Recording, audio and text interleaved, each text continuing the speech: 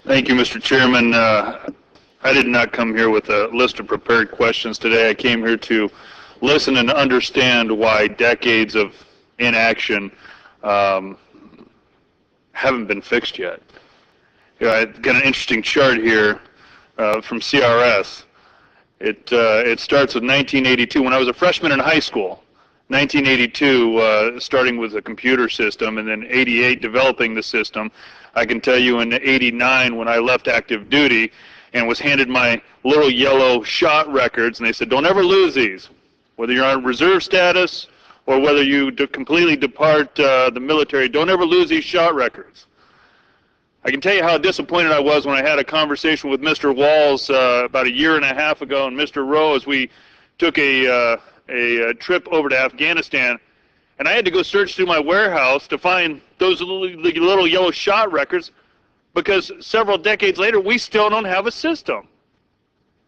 Now during that time, not only did I spend over 16 years between active duty and reserves, but I started a company where I can track every one of my thousands of plastic containers across the United States and some in other countries.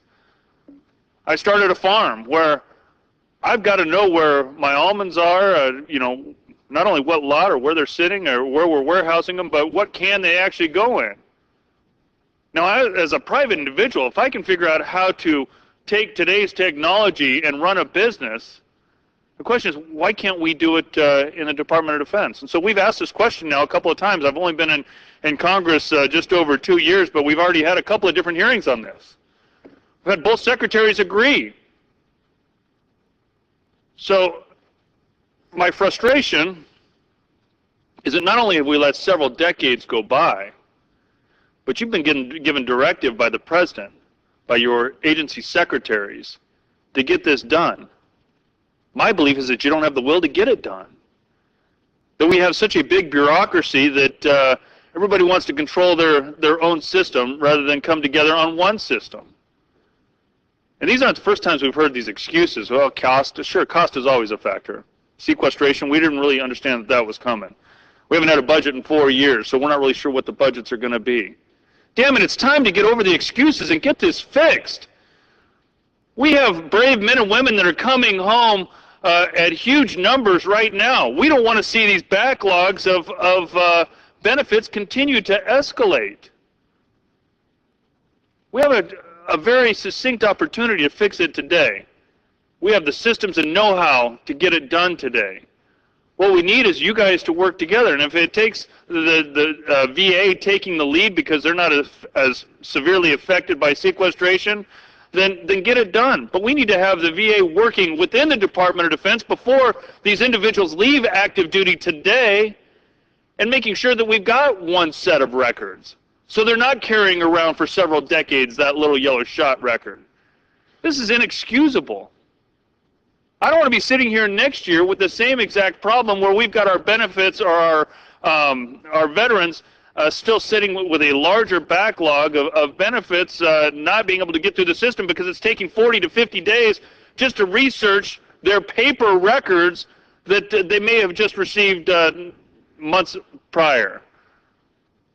It's inexcusable.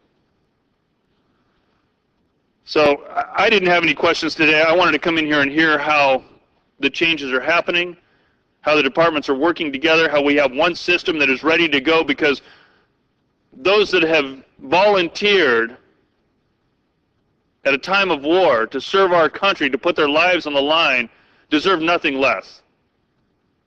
They come home tomorrow, they ought to be in the system tomorrow, knowing what benefits they're able to receive, knowing what level of disability they are before they leave active duty. And we ought to have one system that, whether they come back 20 years from now, it doesn't take a 50-day or a 5-day system to decide what eligibility they have. This is inexcusable, and you need to get it right, or we're going to force you to get it right.